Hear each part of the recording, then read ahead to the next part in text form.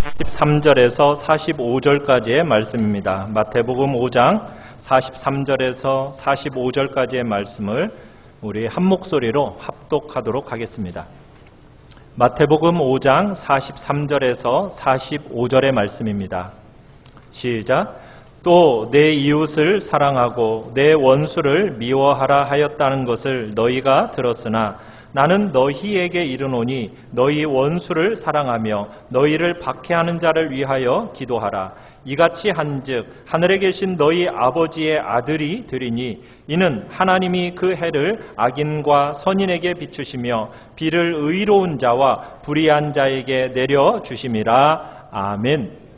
우리 말씀의 제목을 우리 같이 한번 읽어보겠습니다. 시작. 내 원수를 사랑하며 위하여 기도하라. 아멘.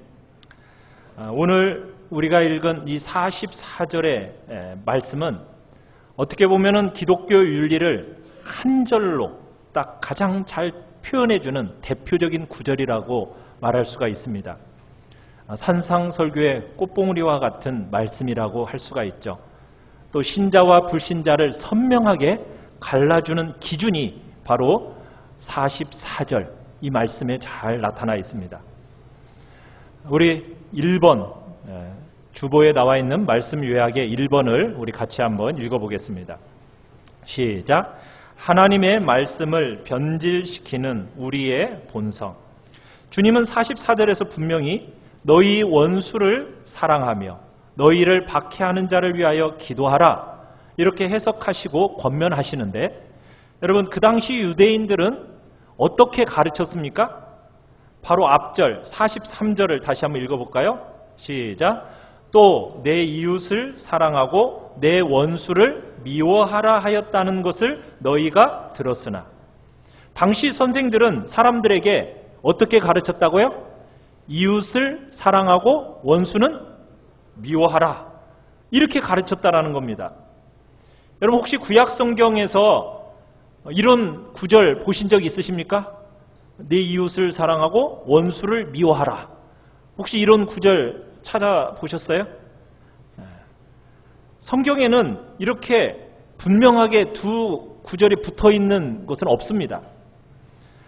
그런데 이제 원수를 미워하라라고 추론할 수 있는 내용 같은 것이 약간 있긴 해요.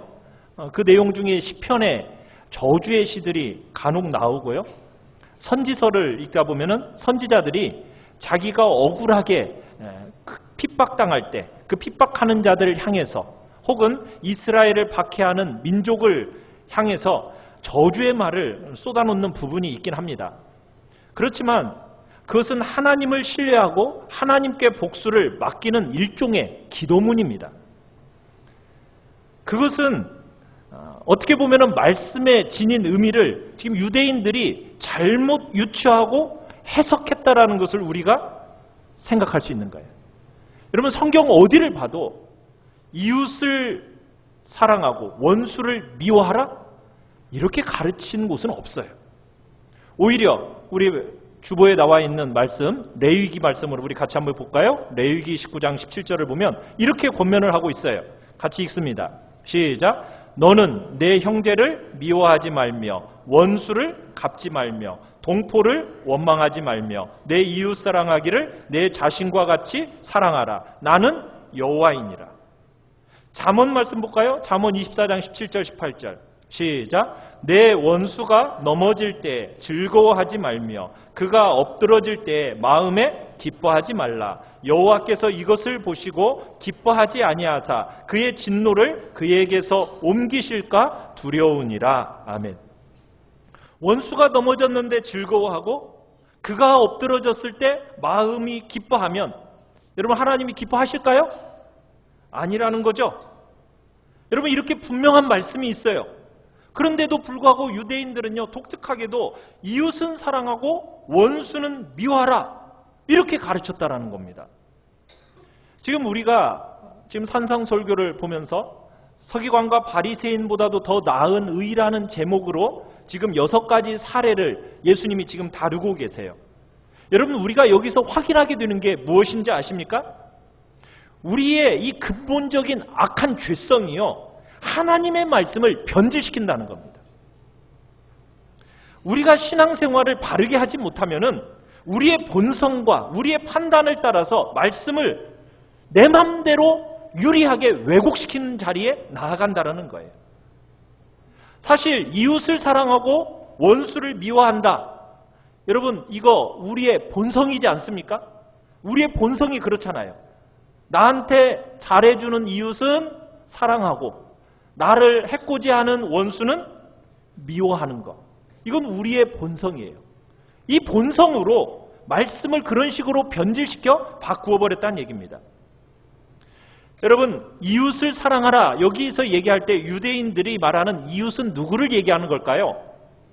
여기서 말하는 이웃은 뭐 자기와 똑같은 이스라엘 종족, 뭐 같은 동족이라든가 아니면은 당시 유대 종교를 가진 사람이라든가 또 밀접한 관계에 있는 친구들이라든가 또 같은 당파에 속한 사람들, 그러니까 나하고 생각과 뜻이 그래도 잘 맞고 나를 알아주는 사람들, 그런 사람들을 이웃이라고 얘기했습니다. 그러니까 그런 이웃을 사랑하는 거, 여러분 우리가 본성적으로 좋아하잖아요. 어렵지 않죠? 그 마음 편안하지 않습니까? 원수를 미워하라. 어때요? 이것도 우리의 본성적으로 어때요? 마음이 편안하죠? 원수를 미워하라고 하니까 정말 우리의 마음속에 그러고 싶잖아요. 막 미워하고 헐뜯고 싶고.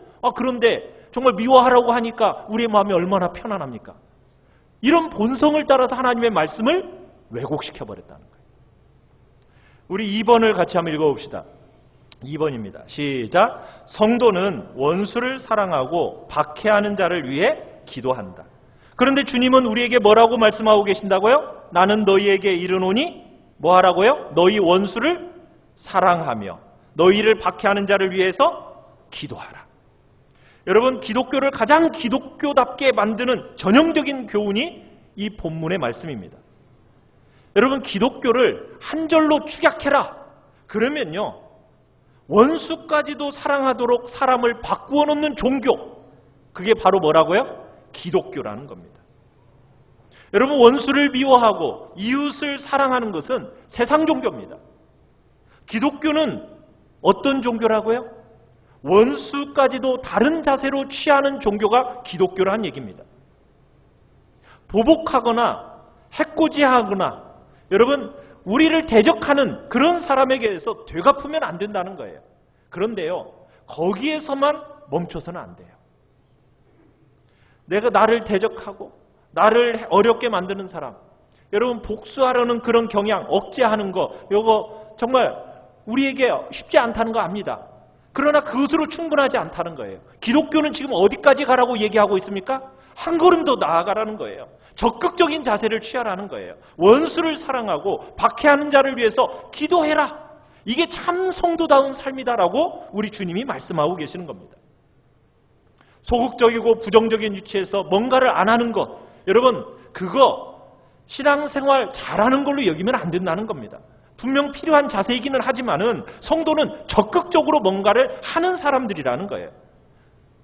그런데 우리는 이렇게 주로 얘기해요. 에휴, 그래도 내가 원수는 사랑하지는 못해도 나는 미워하지는 않아. 여러분, 내가 미워하지는 않아. 이렇게 스스로 합리화하지만 여러분, 미워하지 않고 계속 그 상태로 머물러 있을 수 있는 사람이 있습니까? 없습니까? 없어요. 적극적으로 사랑해야만이 제대로 자리에 갈 수가 있게 된다는 거예요. 소극적인 자리에 머물러 있어서는 주님이 원하시는 그런 그림이 안 된다는 겁니다.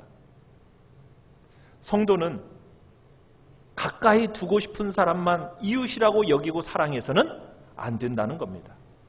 성도는 그렇지 않은 사람은 미워할 수밖에 없다. 그렇게 합리화하는 자리에 머물러서는 안 된다는 것이 우리 주님이 말씀하시는 거예요.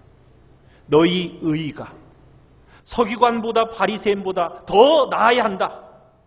주님이 말씀하신 것처럼 주님은 우리에게 원수까지도 사랑해야 됨을 우리에게 말씀하고 계세요. 여러분, 이 같은 말을 하니까 참 어렵죠. 우리의 마음에 어려움을 겪는 이유가 뭘까요? 우리가 혼동하는 게 있어요. 사랑하는 마음과 좋아하는 감정을 자꾸 혼동하는 거예요.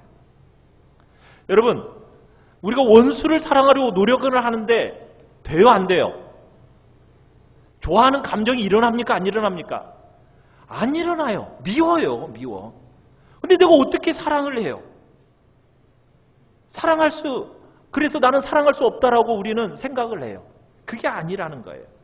여러분, 좋아하는 감정과 사랑하는 이것은 다른 겁니다. 여러분, 좋아하는 감정은 자연 발생적인 거예요. 내가 누군가와 함께 있고 싶고 또 내가 어떤 사람이 마음에 들어 하는 것, 이건 좋아하는 감정입니다. 이건 사랑이 아니에요. 사랑은 다른 겁니다. 여러분, 사랑은 무엇입니까? 사랑을 정의 내리고 있는 장이 어디죠? 고린도전서 13장이죠. 여러분, 고린도전서 13장에 보면 사랑에 대한 15가지 정의가 나오고 있어요. 4절부터 오래 참고로부터 시작이 됩니다. 여러분, 그런데요, 거기에 나와 있는 15가지의 정의가 좋아하는 감정을 얘기하는 게 아니에요. 사랑이라는 것은 감정이 아니라는 거예요. 뭐냐면 의지의 결단이라는 것을 보여주고 있습니다. 하나님이 원수와 죄인된 우리를 사랑하신 것처럼 정말 하나님의 말씀을 받들어 섬기고 순종하려는 의지와 결단, 이게 사랑이라는 거예요. 성경은요, 우리가 누군가를 좋아해가지고 저절로 우러나는 그런 감정을 사랑이라고 말하지는 않습니다. 여러분, 감정에서 우러나와서 정말 그렇게 조성되어야 사랑할 수 있다고 한다면 평생에 여러분 몇 명이나 사랑할 수 있을 것 같습니까? 몇 명 사랑할 수가 없습니다. 우리의 감정이 그렇게 좋아하는 감정으로 막 오지 않거든요. 여러분, 감정적으로는 미워도요, 사랑은 의지적으로 발현돼야 된다는 거예요. 의지적으로 사랑을 행동으로 표현하라는 거예요.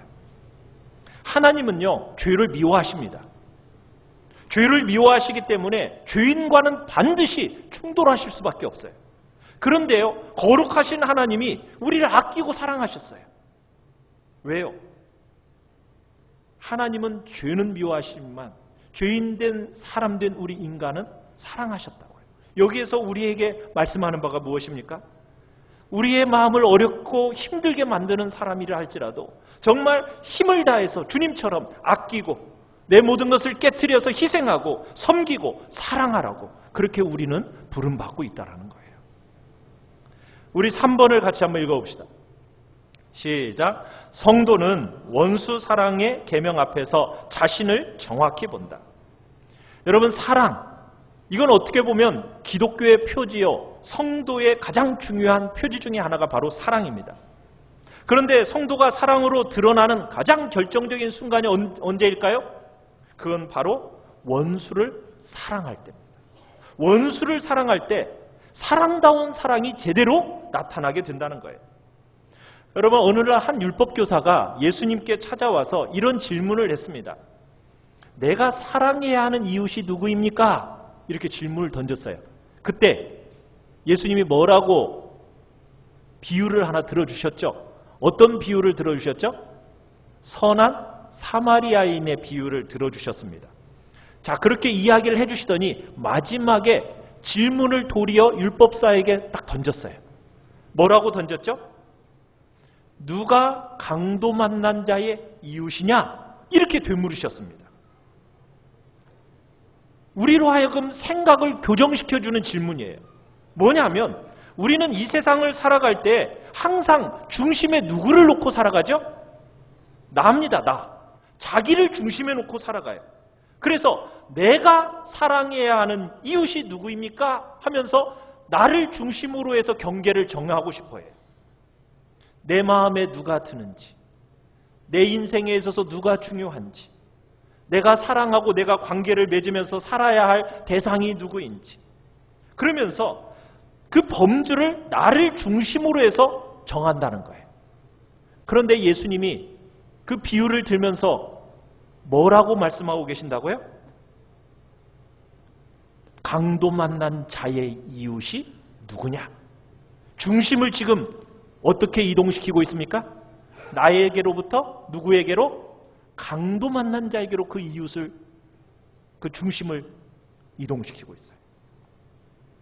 우리의 사고방식, 나 중심의 사고방식에 그것을 지금 내 필요를 필요로 하는 자에게로 그 이웃을 사고방식의 중심을, 초점을 바꾸라는 거예요. 내가 섬기고 아껴야 할 사람이 누구냐는 거예요. 유대인이든 이방인이든 신분이 높은 자든 낮은 자이든 나와 가깝든 멀든 나의 지인이든 아니든 그거 관계없다라는 거예요. 누가 나의 이웃이냐? 필요를 가진 사람이 바로 나의 이웃이다. 지금 이렇게 얘기하고 있는 거예요. 어떻게 보면 우리를 해코지하고 우리를 못살게 굴고 고의로 핍박하고 나를 힘들게 하는 그 사람이야말로 우리가 사랑하고 아껴야 할 가장 중요한 대상이다라고 말씀하고 있는 겁니다. 우리가 지난 38절에서 42절에 누군가가 우리에게 나쁜 짓을 할 때 우리가 되갚지 않고 보복하지 않는 그 핵심이 어디에 있다고 말씀을 드렸습니까? 해코지하는 상대에게 되갚는 것 자체, 여기에 초점을 맞춘 것이 아니라 어디에 초점을 맞췄었냐면 내 자아에다 초점을 맞췄어요. 그죠? 자기 이익, 자기 염려, 자기 연민, 이걸 향해서는 죽으라는 거예요. 남을 대할 때 나 자신을 추구하지 않고 자기 희생, 자기 죽임, 자기 부정, 여기에 이 권면의 핵심이 있다는 것을 우리가 지난번에 말씀을 드렸어요. 우리가 살아가는 세상을 한번 돌아보십시다. 하나님께서 우리가 태어나는 딱 그 순간에 부모라는 선물을 주셨어요. 여러분이 장성에서 또 하나의 선물을 받았죠? 배우자라는 선물을 받았습니다. 자, 배우자와 함께 살아가면서 또 하나의 선물을 받았죠? 자녀라는 선물을 받았어요. 자, 여러분 그 귀한 선물들을 다 받았어요. 그런데 그 귀한 선물들을 놓고 우리가 평생에 하는 일이 뭡니까? 늘 상대를 탓한다는 겁니다. 훌륭한 부모와 배우자와 자녀가 주어졌는데도 항상 우리는 상대를 탓합니다. 다 좋은데 성격이 못됐다는 거예요. 그죠? 진짜로 하고 싶은 말은 뭐예요? 다 좋은 게 아니에요. 뭘 얘기하고 싶어요? 성격 못됐다는 거, 성격 나쁘다는 거예요. 다른 거는 흠잡을 것 없는데 딱 하나가 문제래요. 그놈의 성격. 여러분, 늘 남을 탓하고 그리고 뭐라고 얘기해요? 남을 바꾸고 싶어요. 나 자신을 바꾸려고 하진 않고 자꾸 뭐예요? 남을 바꾸려고 해요. 언제나 관점을 누구에게로 가요? 남에게. 어릴 때는 부모 탓하고 장성해서 결혼하면 누구 탓합니까? 배우자 탓하고 자식들을 낳으면 자식 탓하고 또 그 자식이 결혼한 며느리 탓하고 사위 탓하고 여러분 자기 자신은 바꾸려고 하지 않아요. 항상 남을 바꾸려 하고 자기가 아닌 남을 탓하는 것이 이 세상입니다. 여러분 이 세상을 살아가는 그런 세상을 살아가는 성도가 우리 자신의 내면을 제대로 보는 게 언제 보게 될까요? 그건 바로 원수를 사랑하는 이 계명 앞에 딱 설 때 우리 자신을 알게 돼요.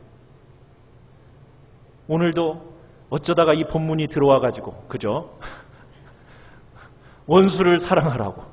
여러분 이 계명 주님이 뭐 그냥 말씀하셨으니까 목사님이니까 저런 얘기 하는 거지. 여러분 이렇게 우리는 쉽게 지나쳐요. 유대인과 바리새인들처럼 우리는 명문화시켜지는 않아요. 가훈으로 만들지는 않습니다. 뭐라고? 이웃을 사랑하고 원수를 미워하라. 혹시 그런 가문 가지신 분 있으세요? 그런 가훈을 가지신 분은 없지만 우리의 마음속에 다 새겨놔요. 뭐라고?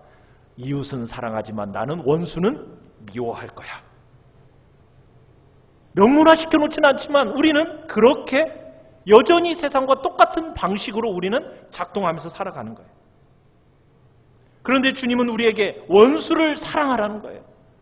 원수를 사랑하기를 원하시는 그 주님의 마음을 따라서 우리 자신을 깨트리라는 거예요. 자기를 죽이라는 거예요. 부정하려 들으라는 거예요. 그런데 우리는 그렇지 않아요. 자꾸 나를 보호하고 싶고요. 방어하고 싶고 끝없이 남 탓하고 싶고 다른 사람을 바꾸려고 하는 경향이 바로 우리의 경향이에요. 그렇게 우리가 살아가고 있어요. 그런데 기독교는 우리에게 뭘 가르치고 있습니까? 우리 자신을 깨트려야 된다는 거예요. 우리 자신을 깊이 깨뜨리지 않으면 도무지 들어갈 수 없는 세계가 바로 기독교라는 겁니다.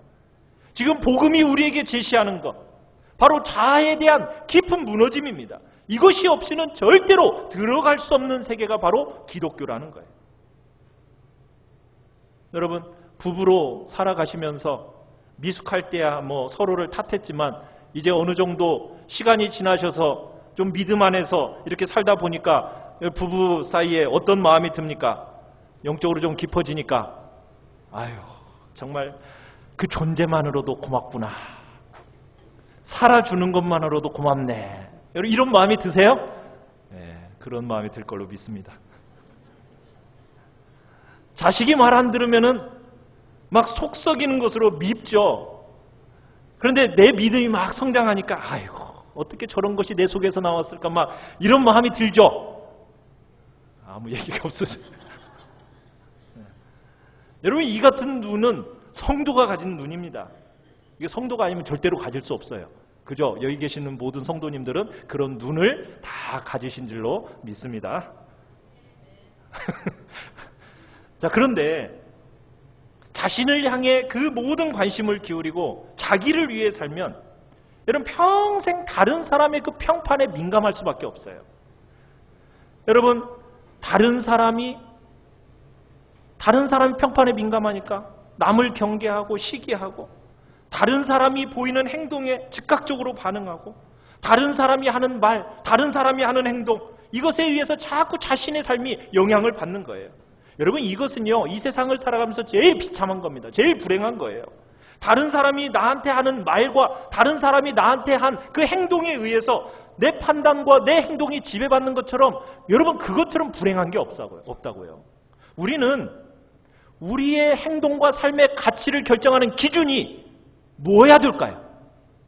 다른 사람의 말과 다른 사람의 행동에 의해서 내가 말과 행동이 결정되어야 되겠습니까?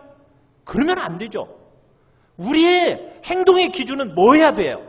하나님의 말씀이야죠. 하나님을 영화롭게 해야 되는 거죠. 거기에 우리의 말과 행동의 기준이 돼야 될 거 아니겠습니까?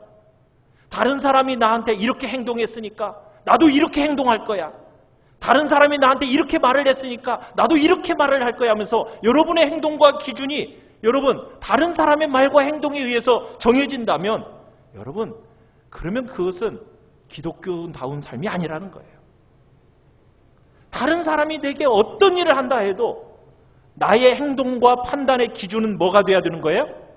하나님의 말씀이 돼야 되는 거예요.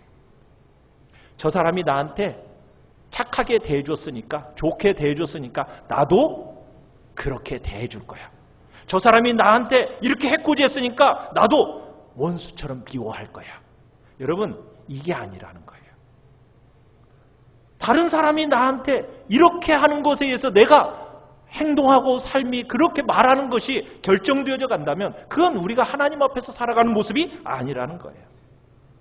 자꾸 사람들의 눈치 보고 사람들의 말이나 표정과 그 행실에 영향을 받아서 내 자신의 삶이 결정되는 것처럼 여러분, 그렇게 살아가서는 안 된다는 거예요. 남들이 기준이 되도록, 정말 그것으로 인해서 내가 스스로 상처받고 자기 연민에 빠져서 자기 인생을 비참하게 여기며 살아가는 것처럼 불쌍한 인생이 없는 겁니다.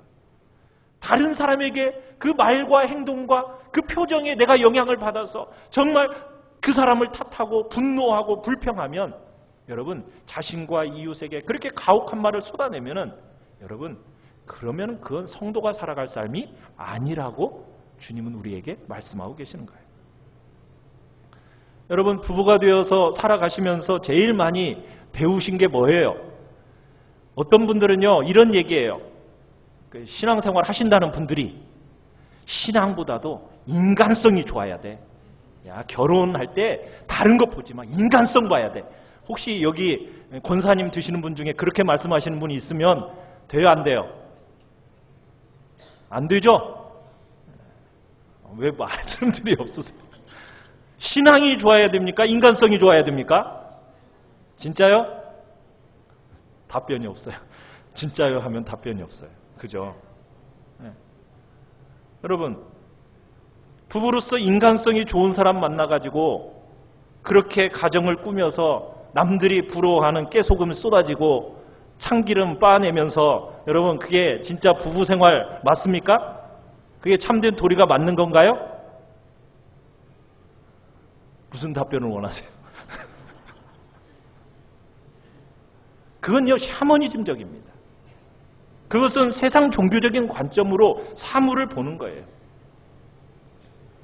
여러분 부부로서 살아간다는 게 뭐예요? 아유 성격 좋은 줄 알았더니 인간성 괴팍하고 신앙 좋은 줄 알았더니 신앙도 일천해가지고 그럼에도 불구하고 실패하지 않는 하나님인 줄 믿기에 정말 그 배우자를 족한 줄 알고 힘을 다해서 충성스럽게 서로 책임 있게 대하는 것, 이게 신앙 안에서 살아가는 부부의 삶입니다. 그러다 보면 눈이 열린다는 거예요. 뭐가 보입니까? 아, 누군가를 사랑하고 더불어 살려면 상대가 나에게 하는 대로 되갚아주는 게 아니구나. 상대가 나한테 어떻게 하더라도 내가 변함없이 믿어주는 거구나. 지지해주고 붙들어주고 아껴주고 소중히 여기고 사랑하는 것이 그것이 인간 삶에 살아가는 삶이구나. 그걸 어디에서 배우는 거예요? 부부 관계 속에서 배우는 거예요. 그죠? 그렇게 배우면은 그렇게 배운 교훈들을 가지고 이제 세상에 나가서 그걸 삶에 적용시키는 거예요. 직장에서 또 이웃들에게 그런 삶을 살아내는 겁니다. 그렇게 살아가는 것이 성도의 삶이라는 거예요. 여러분 하나님 이외에 어느 누구도 여러분의 삶의 방식을 결정하게 만들어서는 안 됩니다. 하나님이 우리의 삶의 방식을 결정하는 유일한 기준이 돼야 돼요. 여러분 사람들이 나한테 말하는 거, 행동하는 거, 표정하는 거 그것이 나의 행동과 말과 그것의 기준이 되기 위해서는 절대로 돼요? 안 돼요? 안 돼요. 상대가 해코지하니까 나도 해코지하고 상대가 나한테 좋게 대해주니까 나도 좋게 대해준다. 여러분 이렇게 살아가는 존재는 우리가 아니라는 거예요. 그건 이방 사람들이 똑같이 그렇게 살아간다는 거죠. 우리 그리스도인들은 뭐예요? 뭐라고 얘기하고 있습니까? 원수까지도 아끼고 사랑하라. 무엇이든 힘을 다해서 나누어주는 삶을 살아라. 이게 우리 그리스도인들, 기독교인의 살아가는 삶의 방식이라는 거예요. 네 번째, 같이 한번 읽겠습니다. 시작. 원수 사랑을 실천할 때 하나님의 사랑을 알게 된다. 여러분, 성도의 삶에 있어서 정말 하루 가장 귀한 시간을 우리가 기도하는 자리에 나아가요. 근데 그 기도하는 자리에 나아가가지고 나를 박해하고 나를 해코지하는 사람의 이름을 부르면서 막 그를 축복하는 거예요. 정말 하나님의 은혜가 그 악한 사람에게 임하고 원수 같은 나를 해코지하는 사람에게 하나님의 도우심과 하나님의 선대하시는 역사가 편만하게 임하도록 막 기도의 골방에서 그의 이름을 막 부르면서 축복하는 것. 돼요? 안 돼요? 그게 성도의 살아가는 방식이다라고 주님이 지금 말씀하시는 거예요. 그러면 이거죠. 목사님 왜 저만 그렇게 살아야 돼요? 왜 저만 그렇게 살아야 돼요? 그렇게 말하고 싶은 분 계시죠? 왜 나만? 여러분 이렇게 살면 그 사람이 감동받고 변화되니까 그러는 걸까요? 여러분 그렇게 해보셨지만 바뀌어요? 안 바뀌어요? 안 바뀌어요. 안 바뀌어요. 진짜 인간 찔겨요. 내가 그렇게 한다고 해서 인간이 바뀌면 얼마나 좋겠어요? 안 바뀌어요. 여러분 사람이 변화된다는 게 참 어렵습니다. 원수가 그렇게 하면 막 친구로 바뀌어가지고 나한테 아이고 여러분 이 땅에서 그거 못 봅니다. 보기 쉽지 않아요. 감동받고 변화될 거라고 생각하세요? 여러분 사람 잘 안 바뀝니다. 잘 안 바뀌어요. 그럼에도 불구하고 왜 우리 그렇게 살아야 되죠? 다른 사람들은 그렇게 안 사는데 왜 나는 성도인 나는 왜 원수를 사랑하고 왜 박해하는 자를 위해서 나는 기도해야만 하는가? 왜 그렇게 살아야 되는 걸까? 주님은 왜 우리에게 이렇게 요구하시는 걸까요? 자, 우리 44절 45절을 같이 한번 읽어봅시다. 44절 45절 시작. 나는 너희에게 이르노니 너희 원수를 사랑하며 너희를 박해하는 자를 위하여 기도하라. 이같이 한즉 하늘에 계신 너희 아버지의 아들이 되리니 이는 하나님이 그 해를 악인과 선인에게 비추시며 비를 의로운 자와 불의한 자에게 내려 주심이라. 여러분 이유는 하나밖에 없어요. 우리가 그렇게 하면 그 사람이 변화된대요? 뭐 좋은 일이 일어난대요? 그런 얘기 하나도 없죠. 뭐라고 얘기하고 있습니까? 그렇게 살아야 하는 핵심적인 이유가 뭐래요? 하나님 때문이에요. 하나님 때문에. 하나님이 먼저 나를 그렇게 대해주셨기 때문에 나도 그렇게 살아간다는 거예요. 우리가 살아가는 세상은 이웃은 사랑하고 원수는 미워하라는 거예요. 그게 세상입니다. 그런데 성경은 자꾸 뭐라고 얘기해요? 지난번 말씀에서도 오른뺨을 때리면 어떻게 하라고? 왼뺨을 돌려대고, 오리를 가게 하면 십리를 가고, 속옷을 구하는 자에게 겉옷까지도 내어주라고. 하나님이요, 우리의 작은 속옷을 얻으려고 송사를 하는 이 어리석은 세상을 향해서 아무도 요구할 수 없는 그 가장 중요한 그 겉옷까지도 누가 내어주셨어요? 하나님이 내어주셨어요.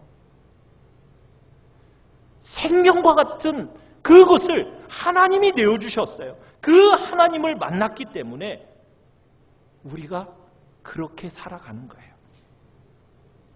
하나님이 우리 안에 이루어 놓으시고 만들어 놓으신 그 귀한 구원, 그 복락, 여러분이 그것을 드러내는 가장 중요한, 정말 그렇게 사는 가장 중요한 방법이 뭐라고요? 원수 사랑이라는 거예요. 우리가 원수를 사랑할 때 하나님이 우리를 대하신 그 방법, 그것이 가장 선명하게 드러나기 때문에 원수를 사랑하라는 거예요. 자, 우리 4번에 나와 있는 로마서 5장 7절로 8절 10절 주보에 나와 있는 말씀을 우리 같이 한번 읽어봅시다. 시작.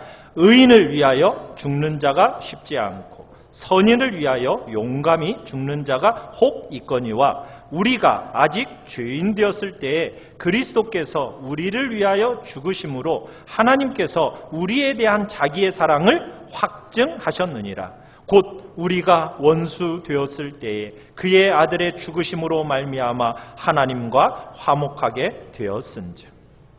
우리가 의인도 아니었고 선인도 아니었어요. 우리는 어떤 존재였다고요? 죄인이었고 하나님과 원수된 존재였어요. 그런 우리를 위해 하나님의 아들이 죽었다는 거예요. 여러분, 세상은 얼마나 이기적이고 차갑고 오만하고 추악합니까? 그런 세상을 향해서 하나님은 하나뿐인 아들을 이 땅에 보내주셨어요. 그런 것처럼 하나님의 자녀로 너희가 부름을 받았으니 이제는 그 부르심을 따라 살아가라는 거예요. 하나님이 우리를 선대하신 이 귀한 은혜가 어떻게 하면 우리 삶에 묻어나고 어떻게 하면 하나님의 하나님이 되심과 하나님의 선하심이 우리 삶 속에서 드러날 수 있을까요? 그건 다름 아닌 원수를 사랑하라는 거예요. 그것 속에서 더 선명한 길은 없다는 거예요. 그보다 더 우리의 삶에 하나님의 성품을 잘 반영하는 일은 없다. 지금 주님은 우리에게 말씀하시는 거예요. 그러면 그러죠. 사람이 어떻게 이렇게 살아요? 못 살아요, 못 살아. 더 그렇게 살 수 없어요. 그래요. 여러분의 그 약하고 질그릇 같은 여러분 우리의 모습 하나님이 잘 아세요. 얼마나 우리가 이기적이고 추악하고 작은 것 하나도 정말 자기를 바꾸지 않고 남을 바꾸려고 하는, 남을 탓하는 그 모습 주님이 우리의 본성 그 누구보다도 하나님이 잘 아십니다. 우리 보고 이렇게 살으라고 하면 사람이 어떻게 이렇게 살아요? 나도 사람이에요. 나도 분하고 싶고 억울해서 저 도저히 용서하고 싶지 않아요. 여러분, 이렇게 말하고 싶은 게 우리의 본성이에요. 그렇지만 하나님께서 말씀하시니까, 그래, 하나님이 이렇게 말씀하시니까 제가 다른 말 하지 않을게요. 분명 사람의 노력과 사람의 결심으로 들어갈 수 있는 자리는 아닙니다. 그런 세계는 아니에요. 그러나 하나님 앞에서 여러분 이 말씀 그대로 붙들고 한번 순종해 보십시오. 자주 넘어질 겁니다. 실패할 거예요. 다른 사람 사랑할 수 없는 자신에 대해서 여러분 실망하고 마음이 아프고 정말 고통스러울 겁니다. 그렇지만 여러분 그게 전부가 아니에요. 한번 말씀 붙들고 주님 앞에 서면 어떤 일이 일어날까요? 여러분이 지금까지 귀로만 들었던 하나님의 사랑이 느낄 수 있는 기회가 됩니다. 여러분, 하나님이 우리를 사랑하신다, 이 말 얼마나 많이 들었어요. 처음 신앙생활 할 때부터 지금까지 몇십 년 동안 하나님이 나를 사랑하신다. 여러분 수없이 들어왔잖아요. 성경을 읽어도 하나님이 나를 사랑하신다. 정말 펼쳐놓으면 그런 얘기가 줄줄 나오잖아요. 그런데 머리로는 아는데 가슴까지 내려와야 안 내려와요? 그게 안 내려오잖아요. 그럴 때 어떻게 해보면 되냐면 도저히 사랑할 수 없다고 생각되는 그 원수를 한번 사랑해보면 된다는 거예요. 용서할 수 없는 사람을 정말 용서하고 사랑할 수 없는 을 사랑해보겠다고 여러분이 다짐하고 그 길을 가보라는 거예요. 그러면요, 하나님이 나를 사랑하신 그 사랑이 가슴까지 내려오는 경험을 하게 될 거라는 거예요. 세상에 어떤 종교적인 체험이 가져다 줄 수 없는 하나님의 사랑에 대한 생생한 감격과 깨달음이 원수를 사랑하려고 몸부림쳐 볼 때 그것이 내 마음에 새롭게 밀려오게 된다는 거예요. 우리 힘으로는 할 수 없어요. 그렇기 때문에 나의 방식과 노력과 다짐으로는 안 되니까 여러분 하나님의 도우심을 구해보시고 그분을 의지하면서 성령의 역사하심을 간구해보며 나아가십시오. 그렇게 하면 나를 자랑하지 않고요, 나를 기뻐하지 않고 오직 하나님을 높이고 하나님의 도우심과 그분의 은혜를 드러내는 기적같은 영광스러운 삶의 아름다움이 여러분 안에 만들어짐을 보기 시작하실 겁니다. 예수 믿는 맛 조금씩 드러난다는 거예요. 원수 사랑의 구체적이고 실질적인 삶의 현장에서 복음의 진수가 나타난다는 겁니다. 나의 능력, 나의 한계, 이 육신의 한계를 넘어서서 하나님의 능력이, 하나님의 도우심이 내 삶과 내 인격 속에서 이렇게 역사하는구나라는 것을 보게 되는 것은 바로 원수를 사랑하는 그 자리에 나아갈 때 경험하게 된다는 거예요. 사랑하는 성도 여러분, 원수 같은 우리를 사랑하신 주님처럼 우리 또한 힘을 다해서 우리를 해코하지 않는 사람을 사랑하며 하나님의 나라를 살아가시기 바랍니다. 우리를 힘들게 하는 사람은 제일 가까이 있어요. 그죠? 부부간을 어떤 할머니는 뭐라고 얘기해요? 평생 왼수. 원수하고 살아가고 있으니까 원수를 사랑하시면 돼요. 여러분, 때로는 자식이 그렇고 때로는 부모가, 시부모가, 친구와 또 친지가, 직장 동료, 가장 가까이 있는 사람, 항상 대면하고 있는 사람 더 어려워요. 그죠? 그런데 왜 하나님이 그런 사람을 내 옆에 붙여주셨을까요? 하나님의 사랑의 실체를 경험하라고 우리 곁에 원수를 두셨어요. 가정 안에서, 교회 공동체 안에서, 직장 안에서 원수 같은 사랑을 실천할 때, 원수 사랑을 실천할 때 우리는 도무지 사랑할 수 없는 나를 사랑하신 그 하나님의 마음을 경험하게 된다는 겁니다. 원수 사랑을 실현하는 과정에서 도무지 사랑할 수 없는 그를 향해 내게 임한 하나님의 사랑을 실현할 기회를 얻게 된다는 거예요. 그것이 바로 진정한 교회를 완성해가는 그런 복된 자리라는 겁니다. 주님이 우리를 그렇게 대해 주셨으니 사랑의 빚진 자답게 여러분 우리 포기하지 말고 아낌없이 나누며 사랑하는 그런 자리로 나아가겠다고 이 시간 다짐하시길 바랍니다. 하나님의 권능이 우리 안에 역사해서 홀로 갈 수 없는 이 원수 사랑의 길이 하나님의 도우심으로 넉넉히 이기며 가는 놀라운 은혜가 우리 삶에 임하기를 간절히 축원합니다. 우리 시간 같이 찬양하며 나아갑시다. 하나님의 마음,